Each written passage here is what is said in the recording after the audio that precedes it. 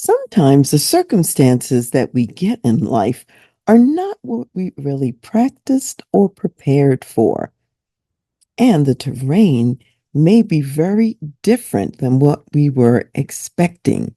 And we have to navigate these challenges and these features that we're not prepared for. So, how do you succeed, even when at first it seems like you're failing? Hi, I'm Dr. Karen Wilson Starks, your host for the Voice of Leadership and for Dr. Karen Speaks Leadership. And today we're talking about playing the hand that you're dealt or bowling the lane that you've got. Because we're going to talk about how to bowl when you've got a lane that has some flaws. Well, here's the situation. Not too long ago, my husband and I were out bowling with a family of friends who are near and dear to us.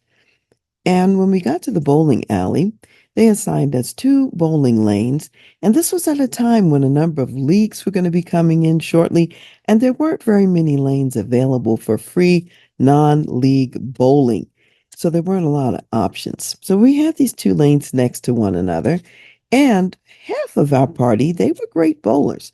People who routinely and typically would bowl spares and strikes. The other half of us, and I was in this group, are what I'm going to call the learner bowlers. And we had a tendency to bowl a lot of gutter balls, not necessarily the best game. We had a lot to learn. So, as we were out here in this bowling situation, it turns out that the learner bowlers, we were on a lane that was over oiled. There was so much oil on the lane that it was causing all the balls to veer to the right. And no matter what you did, the ball would veer off to the right. So we got even more gutter balls than we usually get because of these circumstances. And there was so much oil that even when the ball would return on the ball return lane that would retrieve it, the ball would be covered with oil. Now, this is unusual. We hadn't seen that so much before, but that's how it was on this particular day. Now, it just so happened that the skilled bowlers were on a lane that was normal. They didn't have all these problems as those of us who were the learner bowlers. Now, as this was going on, and as we kept getting gutter balls and trying to figure out how to adjust our game so that we could be successful on this lane, one of the young men who was in the learner lane with me, he started to get really upset about all of these gutter balls. And he started to have a meltdown, and he was complaining that it's not fair that we have this over-oiled lane. It's not fair. And so I sat down with him and I said, you know, yes, it may be true that it's not fair. However, this is the lane that we've got. This is the lane that we have. And we've got to figure out what to do with it. We've got to figure out how to modify our normal game so that we can succeed under these circumstances. And what we used to do when we were bowling that worked for us is no longer working. So we have to figure out how can we learn this lane and learn to innovate and adjust the way that we are playing to compensate for the fact that it veers off to the right. Now, the skilled bowlers, they watched us, each of us, and they gave us tips on how to adjust. And eventually, after 3 games of bowling and many gutter balls later, we all got some spares and got some strikes and upped our games. We adjusted and we learned to succeed, including the young man who at first bemoaned the fact that it was unfair for us to have an over-oiled lane. Now, this experience is really a metaphor for life and for business. And let me start with business. You may be a business person, and perhaps your company is on the side of town where people have less income. And you might say to yourself that business XYZ has it better because they're on the side of town where people are more affluent. That may be what you tell yourself. However, even though it might seem easier for the people on the other side of town to succeed, you can succeed sometimes in an even greater way. You can treat your people very well. You can provide the people with the lesser income with world-class service, even service that the affluent people aren't getting on their side of town. And by the service that you provide, you can create loyalty so that people will still choose you over another provider who comes in, and even over being an online provider because of the service that you provide. I remember there's a store that I really love going to and still go there and buy many things. However, two key products that I bought on a regular basis with a certain predictable frequency, they just routinely stopped having it in stock in a reliable way. I talked to the purchasers, I talked to the people in charge to let them know that this is a product that I value, both of these things. I bought them on a regular basis. They had the records, they could look and see. I said, if you keep this in stock, I'll continue to buy it. And one of the items was fairly expensive. And since I was a regular buyer of that, that could have been good revenue for the company. However, they just couldn't keep it in stock, and eventually they were replaced by an online provider who just sends it to me now on a regular schedule so that I always have those products on hand. I still go to the store for most of the other things that I purchase from them, but they did lose a percentage of my business because they were not fast enough and they weren't reliable enough for these two products that were part of my everyday regimen and routine. Another company I deal with and do business with is our dry cleaners. And our dry cleaners is really phenomenal. We've been with them for more than 30 years. I have a huge, huge number of clothes at the summer wardrobe, the winter wardrobe, and multiple iterations in both because of my travel schedule. I don't always have time to put clothes in and out of the cleaners between trips. So when I come back from a trip, I can just pack a whole new set of clothes in that season until I even have time to take the other ones to the cleaners, and I don't have to rush. So a lot of times when I go to the cleaners, there's a big buildup of clothes that costs hundreds and hundreds of dollars. It's good business for the dry cleaner if they choose to work with me and want to work with me. Well, my dry cleaner, they like to work with me because I'm a profitable customer in this sense. Now, this cleaners does not do home delivery. Yet I have so many clothes and bring them so much business that they do deliver my clothes and my husband's clothes as well to our home, so we can always get home delivery. Also, if I have any alterations, they come to the house, take the measurements right there.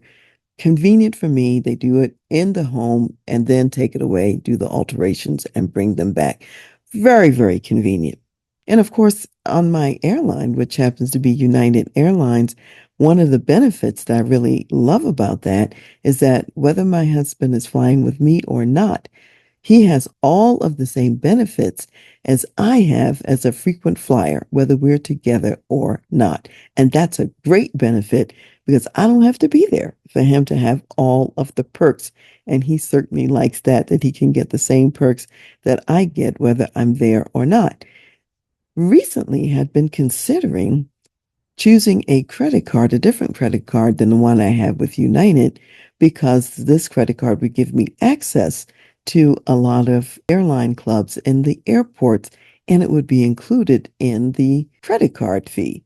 And I was seriously considering it, except there was one inconvenience, and that is those clubs sometimes are not located where United is located, and I would not get my mileage points from my credit card purchases in the same way. So I was really dragging my feet trying to figure out what's the solution because they also offered no transaction fees for overseas travel, which I really need right now. Then I was on a flight recently and United was talking about how they had a credit card now that would offer the United Club in the fee and have no foreign transaction fees, all the stuff I was looking for. Plus, I would get my miles with my points and purchases. So I said, great, let me look into that. And if I can purchase that card, I will do that because it will be more beneficial to me. And again, increasing my loyalty to the airline I'm already loyal to. So businesses can do a lot to make a difference. Now, if you happen to listen to my Friday social media weekly video, it's usually 2 to 4 minutes long, then you will know that recently I did a video about the history of the poor boy sandwich from New Orleans, Louisiana, and how the Martin brothers had started a food stand, which ultimately became a restaurant, and they served free sandwiches to the men who were striking with the streetcar service. This was just before the Great Depression. And as it turned out, the Great Depression hit before that strike was beneficial to these streetcar workers. They never did get their jobs back because everybody lost their jobs. And what the business decided was they had an opportunity. These poor boy sandwiches were generous, they were piled high, they would fill a family, fill people, and they were reasonably priced at 15 cents a sandwich. So during the Great Depression, people went to Martin's, their restaurant, and bought these poor boy sandwiches because at this point, not only were the streetcar workers poor, but everybody was poor during the Great Depression. And they had built up a loyal following because of how they treated the streetcar workers. So rather than to bemoan their circumstances and to say, it's the Great Depression, we're going to close our store, they said, it's the Great Depression. We have perfected a product that's perfect for these times, a filling sandwich that is affordable, and people will buy that from us during the Great Depression. And indeed, that's exactly what happened. People did buy those sandwiches. So when you find that the bowling lane is over-oiled and that there's some disadvantage that you might have, or you might think of it as a disadvantage, you might want to ask yourself a few questions, such as, how can I serve in my business so that I really don't have to worry about the competition, even if those competition people have advantages that I don't have, even if I have more challenges than they have, even if my road is rockier, how can I serve better than those across town? That's one question you can ask yourself. You can also say, if the way you used to do business no longer works, what can you do to make it work today and for today's conditions? You may have to change the way that you roll the ball down the bowling lane. You may have to change where you stand. You might have to change something about your technique to knock those pins down. So you ask yourself, if what I used to do is no longer working, what can I do now that works for my current circumstances? You also can ask yourself, how can I learn to do something new rather than to go down the road of woe is me or it's not fair? You can learn to do something new. You just have to ask yourself, how can you do it? You can also ask yourself, how can you leverage your creative advantage to do what we used to say in the Army? We used to say, adapt and overcome. No matter what the circumstances are, adapt and overcome. How can you use your creative advantage to adapt and to overcome in the circumstances, the real circumstances that you have today? Hi, it's Dr. Karen here, reminding you that change is very challenging and difficult, even under the best of circumstances. If you are going through an organizational change, it goes better when you know the steps, the order of the steps, and what to do. So contact me to walk through what will work best for your organization. I can be reached at Dr. Period Karen, Karen, at transleadership.com. Now, when I think about life and how this is a metaphor for life, this bowling thing, as well as for work, I'm thinking about a skycap I met on recent travels. And he was telling me how he had come from a crime family. And as a young person, he had started to go the way of his family and to be involved in crime. And he said one day God spoke to him and told him that he had something better for him. And this young man at the time stopped following his family into a lifestyle of crime and he started following God. And at the time that I saw him, he was studying for and preparing for the ministry. That's how much he had turned his life around. Now, when I came up as a customer, he provided me with outstanding and excellent customer service. And it just so happened I needed a paper copy of my boarding pass. He was going to have to go inside the airport to get that. And most of the sky caps would typically say, well, you have to go in to get that. And I would be thinking to myself, well, why am I paying you if I have to go inside anyway, stand in the line to get the boarding pass? He didn't do that. He said, hold on just a few minutes. I'm going to go and get the boarding pass for you. And I figured it probably wouldn't take him too long. He'd probably could go to the front of the line. He'd be right back. In the meantime, a couple of people had lined up behind me waiting for him. And I told them, oh, he'll be right back. But it turns out it took a little longer than we both anticipated. And some of those people who had lined up, they got out of the line and decided not to wait for the sky cap.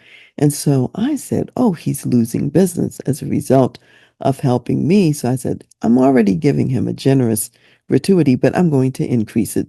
So I reached in my purse, got out more money to give him this larger gratuity because I knew he was losing some business.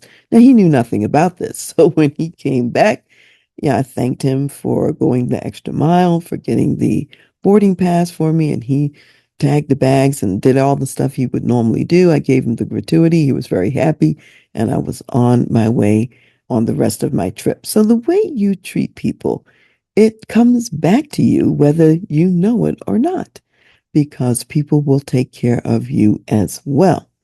When I think even about the Olympic athletes, I'm aware that they too must adapt and they must overcome. When I think about Olympic gold, world class U.S. gymnast Simone Biles, I'm thinking about the fact that she had to carry on, even though she had an ankle injury and had to tape that ankle up. She also had to compete while pregnant. Well, she had never competed while pregnant before. That was a new circumstance, and she had to figure it out. And other athletes had to figure it out too. Different weather conditions. Maybe it's hotter in the place where the Olympics is versus where you normally live. Maybe it's colder. Maybe it's rainy and you're not used to running in the rain or whatever the circumstances may be. Or if I think about golfers and they have to gauge, well, how is the ball running on the greens where we are in this game because it's been a lot of rain, a lot of water, or because they're hard and they're dry, and you have to recalibrate the speed of that ball. You have to think about what clubs you're going to pull and use based on those changing conditions. So, what I would say is that professionals figure it out. And as a business person, you are a professional and you get to figure it out. So, some additional questions, or maybe asking similar questions in a different way, I would say you can ask yourself, what can I research and study to prepare for these current conditions? Like, for example, those golfers, they have their caddies right there. They're studying the greens. They're looking at what previous balls have done. They're making calculations. And when you're in your business and you're bowling on that oily and slick lane, you have to figure out what can you research and what can you study to prepare for these conditions, these current conditions, which are not the usual conditions. Also, number two, you want to ask, well, what kind of coaching, what kind of consulting, what kind of advisement and mentoring can I access to get a better view of what I'm currently doing and also what I could do better to improve or adjust my performance with these conditions? I know that when I was bowling, my husband would give me some tips and he would explain that I was adding to the right drift because of the way that I was lined up in front of the lane, the way I was rolling the ball. He suggested some other techniques, and when I wasn't quite getting it, he took a picture of me so I could see myself and see what I was doing, and he was better able to describe to me what I needed to do in a different way. And when I think back to those Martin brothers, they could easily have said to themselves, the Great Depression is here. Nobody's succeeding. Businesses are failing and closing every day. We might as well shut down as well because we're not going to make it. And instead, they said, now is the time. The depression is the perfect opportunity for this poor boy sandwich, which we have created. It's more valuable today even than it was yesterday. That's what they knew and said to themselves. And then number three, what hidden advantages are there in your circumstances? What opportunity, for example, do you have to increase your flexibility, your agility, your creativity, your innovation? Because you've got to step up in a different way. You have to learn to succeed no matter what. And this caused me to think about the prophet Jeremiah. Jeremiah was one of the prophets in the Bible who had an extremely difficult job. He was known as the weeping prophet because his life was so hard. God called him to speak truth to his people at a time when his people were rebelling against him. God had already sent other prophets to his people to tell them, stop worshiping idols, stop disobeying me and doing all of the stuff that you're doing, or I'm going to bring the consequences down on your heads. However, God kept blessing them and they didn't believe that he was going to do anything. So they didn't change. They kept doing all the crazy stuff they were doing before. So God now sends Jeremiah to bring the doom and gloom message that judgment was coming. God was going to bring enemy nations from other places who were going to capture them and take them into captivity to foreign lands where they'd be forced to serve foreign gods and would not have the freedoms that they had with the true God, nor the abundance that they had with the true God. And while Jeremiah was called to prophesy under these circumstances, there were false prophets who were also prophesying. And they were saying, oh no, it's going to be peace and safety. Jeremiah is not telling the truth. God is not going to do all of this to you. You are his people. He's going to bring you peace and safety. And Jeremiah had to say to the people, these are false prophets. God has said he's not sent them. They're not speaking his words. They're lying to the people.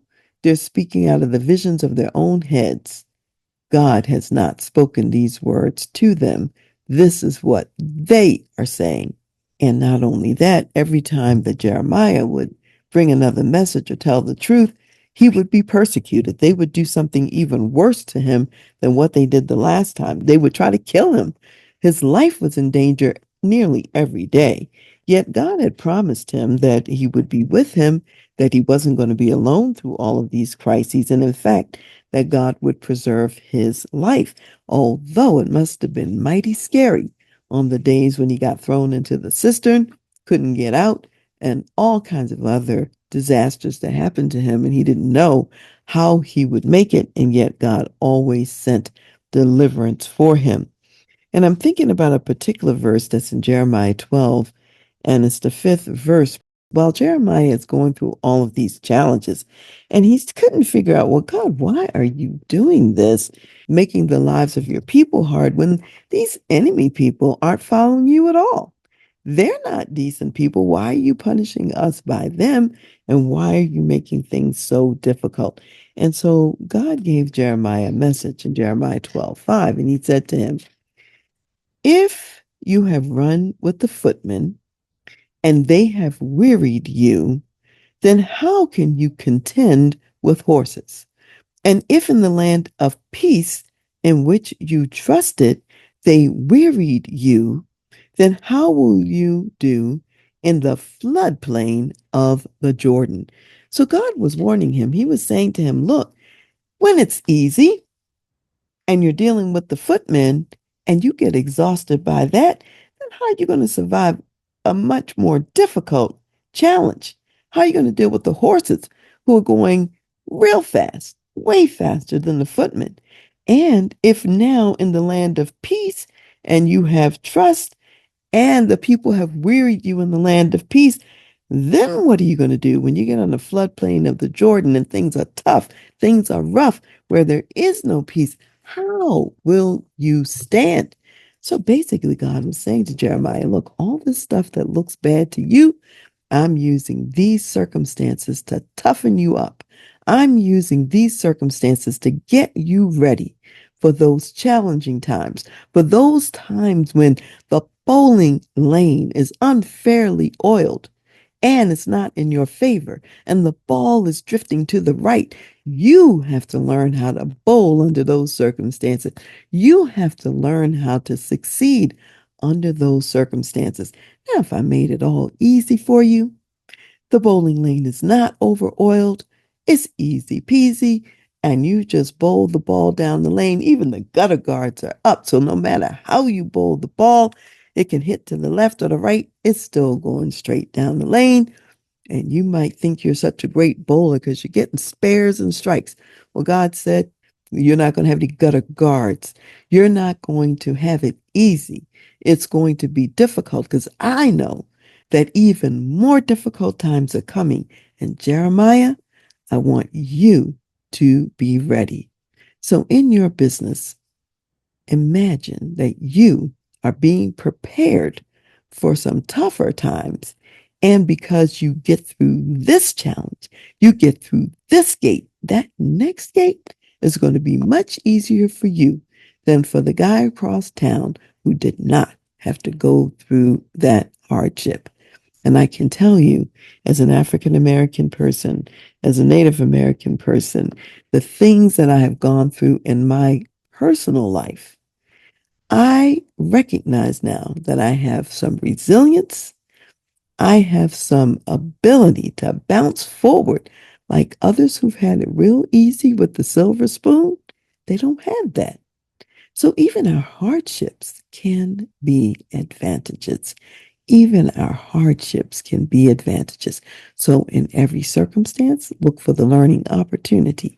In every circumstance, look for how you can leverage your creative advantage. In every circumstance, look for how you can succeed with these new conditions. In every circumstance, look for how God is working it together for your good because you love him and you are called according to his purposes, as Romans 8:28 tells us. So don't worry about it.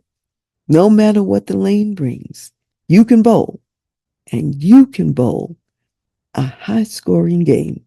You can do well. You can win. And with God on your side, with God walking with you, you can't lose no matter what happens. So have a blessed day. Hit some spares and strikes in this life and in your business. See you next time. Hello, this is Dr. Karen, and I want to tell you about my book, Lead Yourself First, the Senior Leader's Guide to Engaging Your People for Greater Performance and Impact. This book is about playing the music that only you can play. Leadership is about more than following clever techniques. You are the instrument of your leadership. People are inspired by you and how you show up. In chapter 3 of the book, which is called Forge Your Own Pathway, I share many experiences of creating a pathway forward when a pathway didn't exist beforehand. Sometimes that path is created through service, such as a time that I was taking a train every week from Wiesbaden to Frankfurt, Germany, to volunteer in the Army Hospital, the 97th General, and I was volunteering once a week as a psychologist.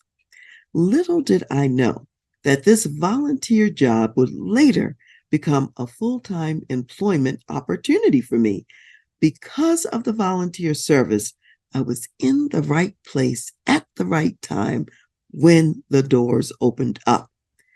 The metaphor that I often use for creating opportunities is the ability to see possibilities where none are visible. And I call this creating blizzard food. So just imagine, just like in Colorado, this could happen at any time.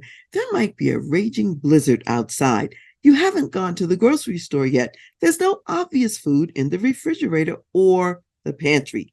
Yet, if you look hard enough, there is hidden food, and you can use it to create delicious meals for you and also your guests. So I encourage you, get your own copy of Lead Yourself First. Forge your own pathway forward. Create your own opportunities. Be the instrument of your leadership and create some delicious blizzard food.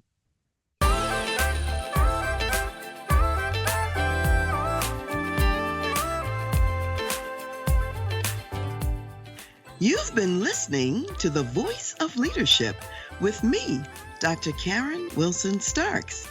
And I want to give a special thanks to jazz saxophonist Ron McMillan for granting us permission to use his gifted music on our show. Thanks for listening, and remember to go to my website, TRANSLEADERSHIP.com, for more strategies, insights, and leadership resources.